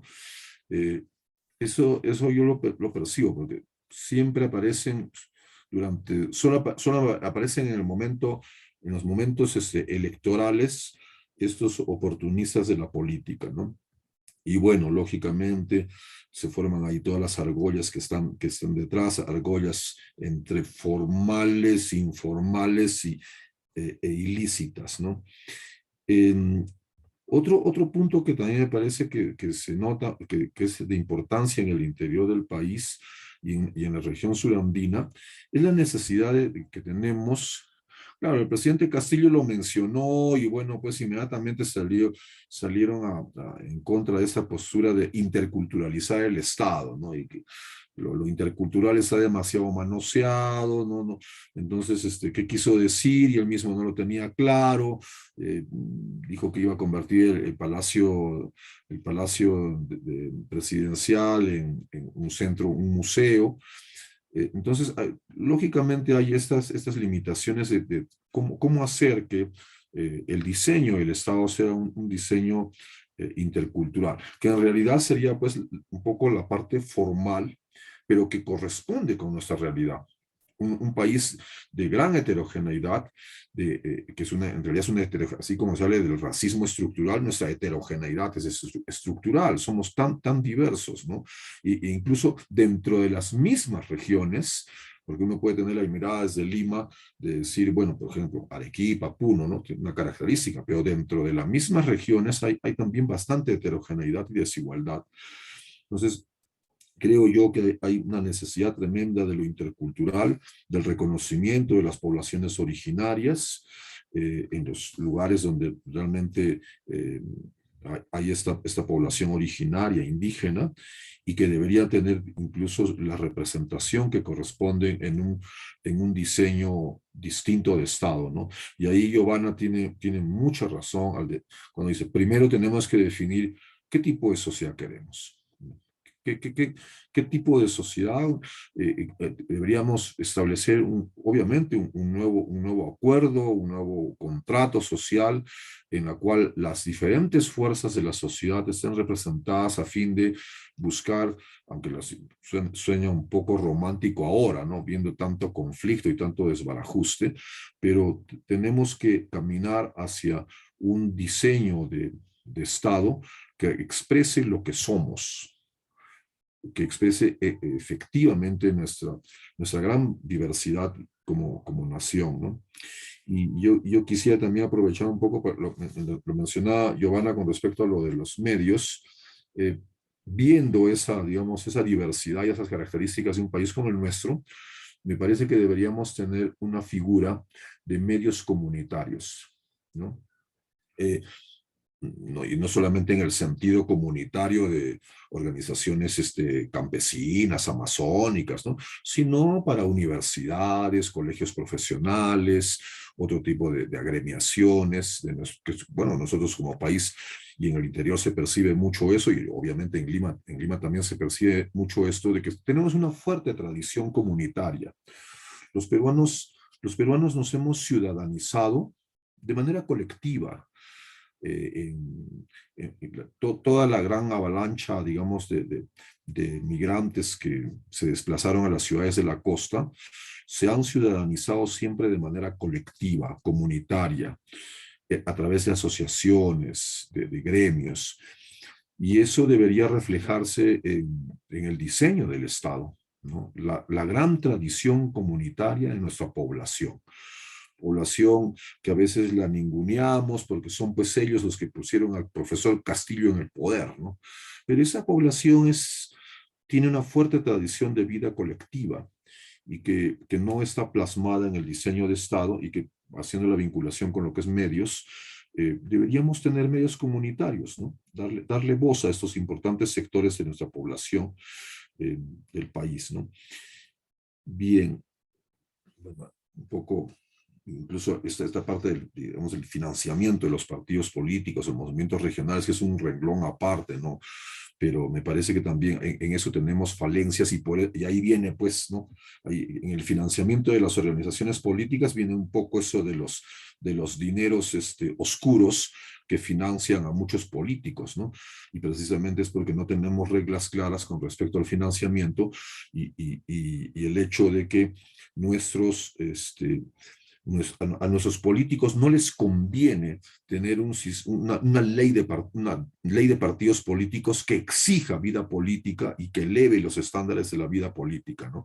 Porque precisamente a ellos lo que más les favorece es que se mantenga esta suerte de mercantilización, de personalización, que a nivel interno del país son estos caciques regionales que rápidamente forman movimientos regionales, ¿no? Completamente distanciados de los partidos nacionales, ¿no? Entonces, es un poco complejo, porque precisamente es a través de la política que se tiene que hacer las correcciones y las reformas del espacio político, ¿no? Bueno, ahí, lo dejo ahí. Correcto, gracias, Cela. Creo que has recorrido bien los temas, tanto como lo han hecho ya Francesca y Giovanna. La conversación hasta este punto nos ha llevado pues a recordarnos mutuamente el enorme peso de la informalidad y la ilegalidad, así como los espejismos, digamos, o las apariencias de una formalidad contradictoria.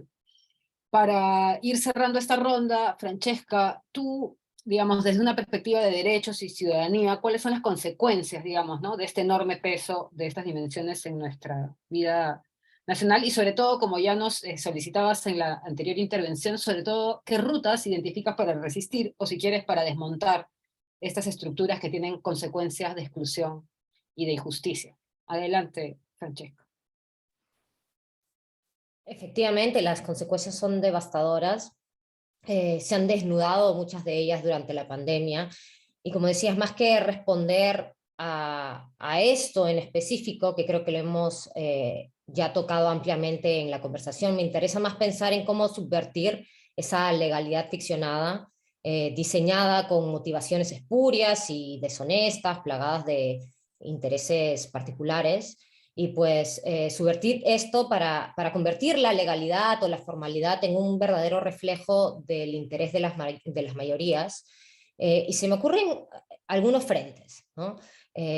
Obviamente hay muchos más, pero primero quiero volver a lo que dije al principio, volver a esta máxima de Martin Luther King, y voy a volver a poner la imagen, no sé si al final la vieron al principio, y dice allí básicamente que las leyes son injustas, ¿no? Y tenemos que interiorizar esta máxima, esta idea de que todo lo que hizo Hitler en Alemania era ilegal. Entonces, un frente es pensar en romper de forma colectiva a veces esa legalidad, ¿no? Para conseguir cambiarla, para conseguir transformarla. Ojo que digo de forma colectiva, no estoy diciendo de forma individual, porque en el momento en el que rompemos esa legalidad de forma colectiva, pues lo estamos haciendo de forma estratégica y ya habremos pensado en ese Perú que queremos construir, ¿no? Entonces, pensando en desobediencia civil o incluso pensar en otras estrategias más creativas que entroncan con la tecnología que tenemos ahora, y construir pues acciones de ruptura, ¿no? Favorables para esa transformación. Luego, otro tema que se me ocurre es identificar a aquellos que construyen esta legalidad parcializada, ¿no? Estos grupos de poder, estos grupos, estas élites, ¿no? Y para eso me gusta pensar en una frase que se utiliza mucho aquí en Estados Unidos, que es follow the money, ¿no? Sigue el dinero. Y es como estas familias, estos poderes, están operando, construyendo estas leyes, ¿no? Financiando partidos, financiando medios de comunicación, financiando marchas, ya lo hemos visto con las últimas marchas y estos autobuses que llevaban a gente. Esto es algo que se hace, ¿no? Que se hace desde los medios alternativos, pero no se hace lo suficiente, porque lo que vemos es que los medios alternativos, y con toda la razón del mundo, porque están desbordados, pues identifican a los políticos, ¿no? Porque se siente que los políticos tienen esa responsabilidad directa, ¿no? Pero es fundamental también identificar a esas familias, a estos grupos de poder, que son al fin y al cabo, pues los que de alguna manera construyen esta perversión del sistema que tenemos hoy, ¿no?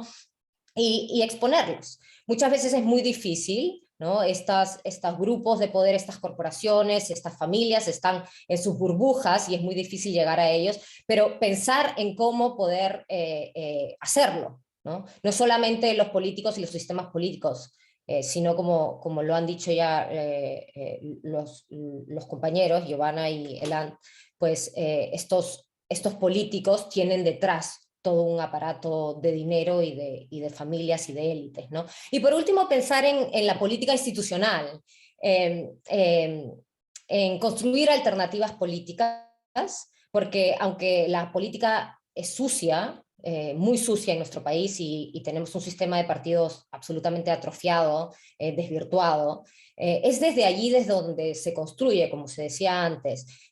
Se necesita un partido político probo, es una labor cuesta arriba, porque el sistema que tenemos termina aplastando a todas estas iniciativas que tienen una perspectiva humana, que son correctas, que tienen una perspectiva social, pero se tiene que seguir intentando, porque es desde el Congreso, es desde el Ejecutivo, desde donde se construyen o se derogan estas leyes.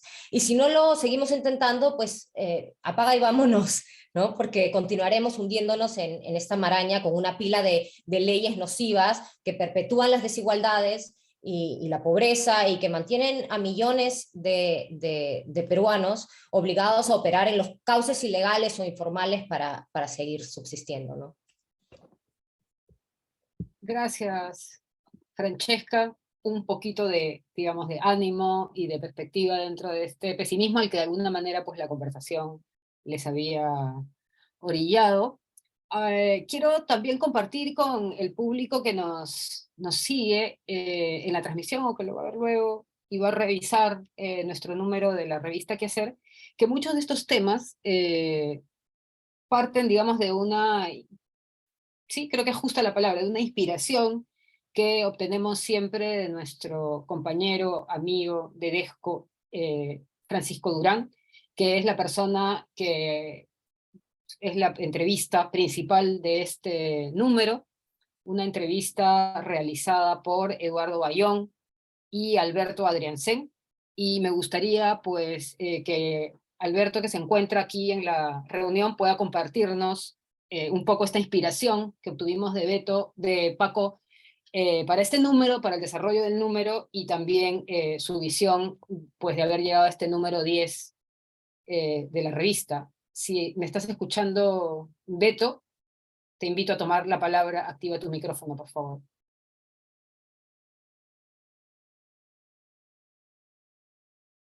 ¿No puedes activar el micrófono? Sí puede. Ya, Estás.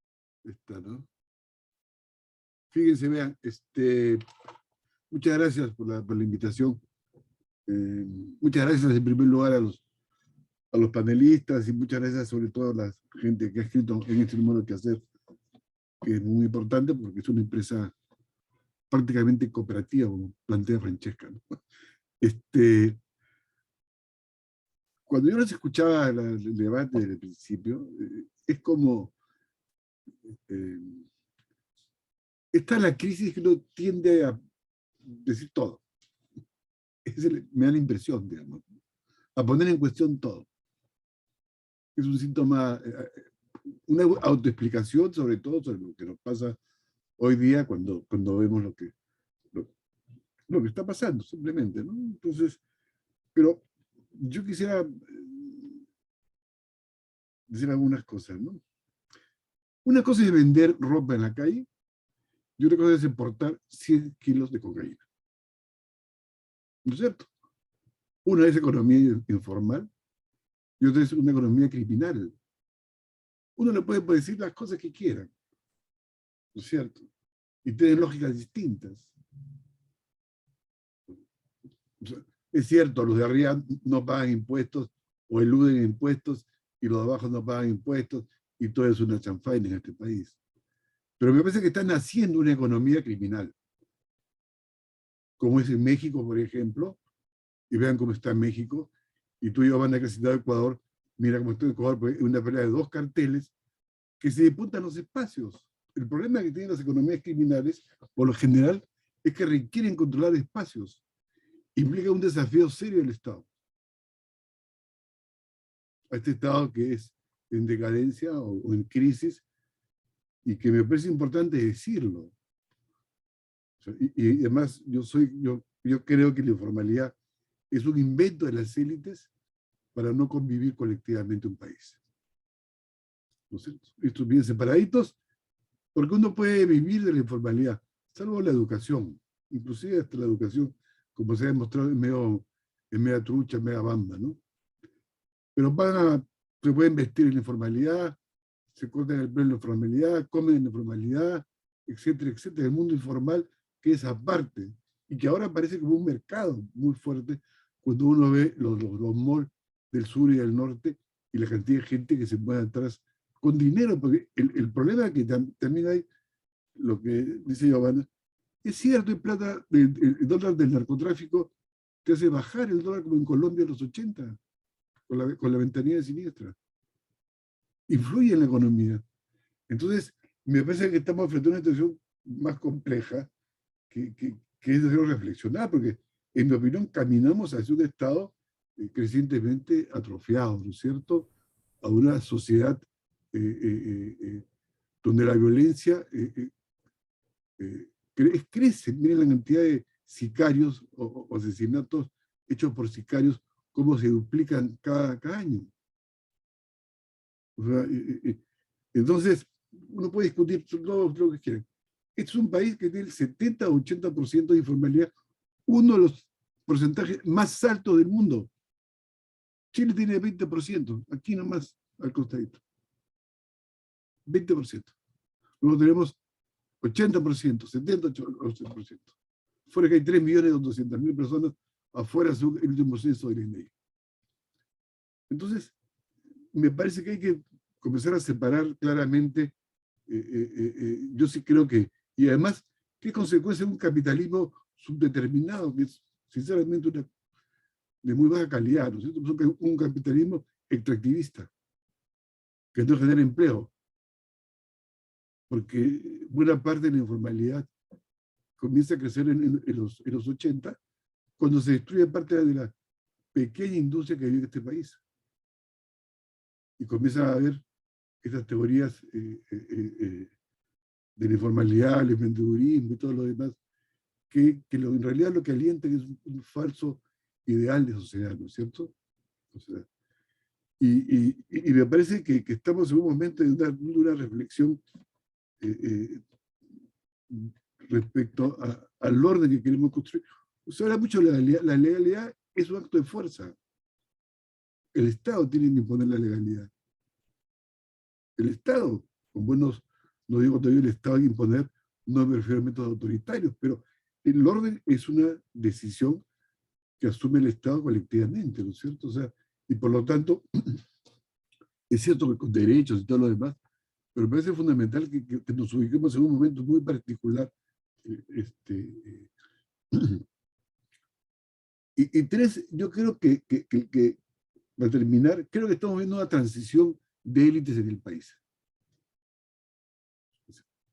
Y Castillo refleja eso, bien o mal, como quieran ustedes. No voy a opinar sobre Castillo y su gobierno, pero hay un cambio de élite. Si uno ve la composición de cómo iba variando los parlamentos, que sería bueno hacer un ejercicio sociológico, donde han estudiado, dónde vienen, etcétera, etcétera, ¿no es cierto? Y los compara con los otros parlamentos, como aquí se ha hecho se hizo que hacer un estudio, por ejemplo, de los ministros de Toledo hasta Vizcarra, ¿no? El que comenzaba y el que terminaba en Toledo, en García, en Humala, en Cochique y en Vizcarra. Y la gran mayoría venía de la Católica. O sea, universidades privadas o del exterior. O sea, pero me parece que todas esas cosas más bien tienen, y frente a eso ha aparecido este otro grupo emergente desde el punto de vista que tiene plata, ¿no es cierto? O que financia campañas y que está emergiendo de esa manera. O sea, por lo general, así ha emergido siempre en el capitalismo, o no. Entonces yo sí creo que estamos frente a un hecho muy complejo, realmente muy complejo, y el reto justamente es cómo tú haces de esa informalidad una especie para decirlo en buenos términos, de capitalismo amable, digamos. Yo sé que nunca es amable, pero que sea efectivamente capaz de generar cambios tecnológicos y cambiar la forma de producción. Todo eso que se requiere para ser emprendedor, pues. Emprendedor no solamente hacer plata, ¿no? Tú requiere modificar la forma de producción, inventar mejores cosas, transformar la cadena, qué sé yo. Todo lo que Francesca sabe muy bien que es en Estados Unidos, ¿no? El paso del taylorismo al fordismo y todo lo demás, y etcétera, más allá que sea complejo. Pero entonces no olvidemos que el país está también en un momento de crisis desde el punto de vista, en un momento muy excepcional, digamos, ¿no? Donde es tal la crisis, y quiero terminar ya, que hoy día ha comenzado a producirse la minería ilegal de cobre. Antes era de oro. Y buena parte de los enfrentamientos con las minas formales, entre comillas, o legales, son de mineros ilegales o informales. Ya no son de la comunidad campesina contra la minería. Entonces, y eso genera mucho desorden. Me parece que ya estamos en otro nivel donde la capacidad de lo que puede llamarse subsistema en términos sociológicos, como son estas economías informales o ilegales, comienzan efectivamente a competir con las economías legales.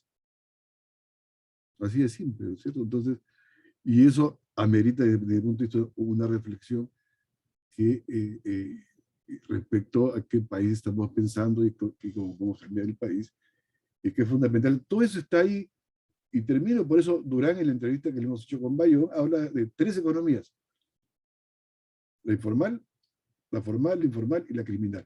Y lo que dice Durán acertadamente es que las 3 economías están conectadas, no están separadas, están conectadas. Entonces, pero eso plantea, desde el punto de vista también, qué economía avanza más rápidamente desde el punto de vista de acumulación de capitales, etcétera, ¿no? Entonces, y en ese sentido el momento es más la parte política que refleja más o menos lo que está pasando en la economía, ¿no? Entonces yo creo que todo eso se ha intentado hacer cuando hemos puesto la tala de bosques, la trata de personas, la minería ilegal, la invasión de terrenos, etcétera, ¿no es cierto? Que son formas ilegales, por más que no nos guste el término, de un quehacer que genera enormes pérdidas para el Estado y genera un tipo de sociedad realmente muy complicada, ¿no? O sea, esa es un poco mi reflexión. O sea, y creo que es una forma, y termino con esta idea nuevamente, de las élites de crear estos sistemas de formalidad e informalidad para no coexistir socialmente hablando. Algunos viven en un sitio y el otro vive en el otro sitio, ¿no? Pero que no se conectan realmente, pero eso me parece que justamente lo que está pasando casi por demografía, el mercado crecientemente, ya tú lo ves cuando ves los centros comerciales en el norte y en el sur, que se convierten efectivamente en grandes mercados de consumo, ¿no? Entonces, por ahí iba mi reflexión sobre el tema de la informalidad, la criminalidad y la legalidad, ¿no? Entonces, es la excepcionalidad del momento, ¿no? Eso no pasaba hace 10 años. y que la pandemia ha agudizado hechos estos, ¿no? Digamos. No por gusto tenemos el primer lugar en muertos por población, ¿no? El COVID. No es un mérito, a puro puncho de sacado, digamos, ¿no? Es un poco mi impresión sobre el debate, pero creo que estamos finalmente entrando en un momento en que la gente quiere discutir el todo y no las partes, ¿no? Por eso habla y que es un momento desde el punto de vista fundamental, ¿no? Que todo queremos construir, qué sociedad queremos construir. Esa es un poco mi impresión. Yo hasta aquí yo les agradezco mucho la participación nuevamente, ¿no? Pero yo estoy un poco retirado ya. Eso, ¿no? Muchas gracias, Beto. Creo que No. has recogido bien el espíritu, digamos, de la discusión que queremos plantear en este número 10. Quiero agradecerle a Giovanna, a Eland y a Francesca por compartir pues, esta noche con nosotros sobre estos duros temas, y también, bueno, en el caso de Francesca, y con eso comienzo pues, los agradecimientos con quienes han colaborado directamente en este número, sabiendo que las puertas están siempre abiertas para Giovanna y Eland. Francesca ya les contó que tiene un artículo en esta edición, y hemos compartido aquí en el espacio de mensajería el enlace directo a su artículo Estados Unidos, la maquinaria antidemocrática que derrocó el aborto. Pero yo les quiero contar, para cerrar ya este conversatorio, los contenidos que trae nuestro número. Tenemos un artículo de Eduardo Bayón, La cuadratura del círculo, con la aproximación al asunto de representados y representantes en el gobierno de Pedro Castillo. También el aporte del sociólogo Víctor Caballero Martín, Oro y Poder, la razón de la minería informal, donde retoma algunos planteamientos de Francisco Durán para entender el avance de la economía del oro artesanal, informal, ilegal, y también pues, el de la compra formal, entre comillas. Julio Calderón, también sociólogo, con un artículo sobre la ciudad y la economía criminal, con una aproximación muy en el terreno a el caso de la ciudad que se hace a punta de tráfico de terrenos y su asociación con los poderes locales, en este caso con los poderes municipales. Ricardo Soberón, con, digamos, la versión material del encuentro de estas tres dimensiones, de lo formal, lo ilegal y lo informal, el oro, la madera y la cocaína del Perú. Luego Carmen Barrantes, aproximándonos a testimonios directos de sobrevivientes de trata de personas y cuáles son las posibilidades tras su separación de estas actividades, lo que se conoce como el post-rescate. Y finalmente en esta sección de especial, pues la madera, con Loreto Forestal, riqueza escondida, cómo podemos aprovechar un recurso sin depredarlo y sin pues, propiciar economías delictivas. Luego tenemos la entrevista de fondo del número a cargo de Eduardo Bayón y Alberto Adriansen con Francisco Durán, sobre la que ya pues, nos ha contado bastante bien Beto. Luego tenemos nuestra sección de pantallazos con los temas más de urgencia, crisis y soberanía alimentaria, con Marisa Remy. El pueblo tiene hambre, profesor, también con el tema de seguridad alimentaria desde la perspectiva de las familias, a cargo de nuestra colega Gisela Otone. Y educación en pandemia, esfuerzos enormes, resultados discretos, donde se valora, digamos, el regreso a clases luego de estos 2 años pandémicos, a cargo de Marita Palacios. Tenemos luego la sección internacional con el triunfo de Petro, que es el triunfo de la izquierda en Colombia, con Fabio Velázquez, el caso de Ecuador, gobierno neoliberal y resistencia popular, con Virgilio Hernández, y el artículo que ya les mencionamos y que hemos comentado de Francesca Emanuele de Estados Unidos, la maquinaria antidemocrática que derrocó el aborto. Y la sección se cierra con la participación de Leila Bartet, con un artículo Europa, Horizontes Inciertos en tiempos de guerra, que ofrecemos seguir desarrollando en el siguiente número.